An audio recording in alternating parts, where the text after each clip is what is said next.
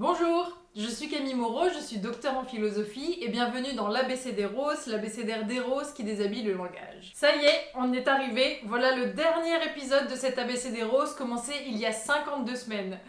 Ça fait un peu d'émotion quand même, je dois bien l'avouer. Pour la lettre Z, j'avais d'abord pensé à vous parler des nombreux mots en Z qui désignent les organes génitaux, comme zob, zizi, zz, zobi, etc. Mais j'ai déjà couvert ce sujet dans mon épisode Q.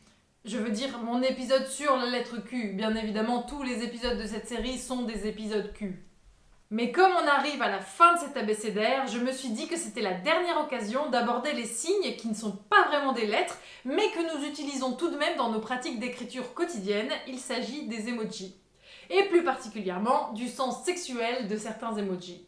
Les emojis en général ont un sens flottant, c'est-à-dire que l'on peut en user dans différentes situations, ils s'adaptent au contexte dans lequel ils sont utilisés pour véhiculer des émotions qui sont difficilement résumables en mots. Mais si vous passez un tant soit peu de temps dans les internets mondiaux, alors vous savez que certains emojis sont très connotés, et parmi eux, 3 ont acquis, à force de répétition, un sens immuable et aussi précis qu'un signe langagier classique. On sait donc par exemple maintenant que signifie pénis en érection, que est le signe pour fesse et que représente les fluides corporels liés à la sexualité, sperme, cyprine, liquide éjaculateur féminin ou masculin. La rumeur selon laquelle Facebook désirait bannir ces emojis de la plateforme est bien entendu une rumeur, mais mérite notre attention pour 2 raisons. Premièrement, cela montre foncièrement que le sens d'un mot ou d'un signe est toujours connecté au contexte de son utilisation, et que c'est l'usage qui fait le langage plutôt que le dictionnaire. Deuxièmement, cela montre à quel point la censure est arbitraire, car les emojis comme pourrait parfaitement prendre le relais.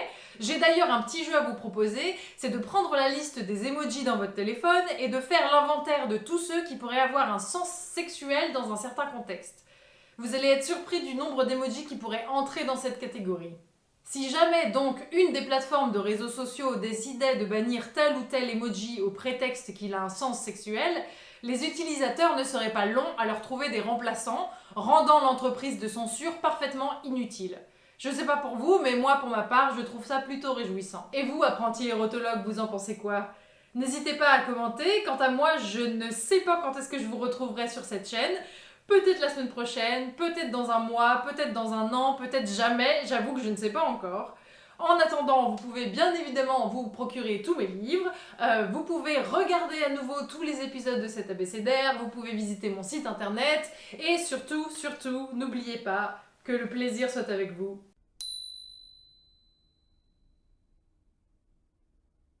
C'est fini.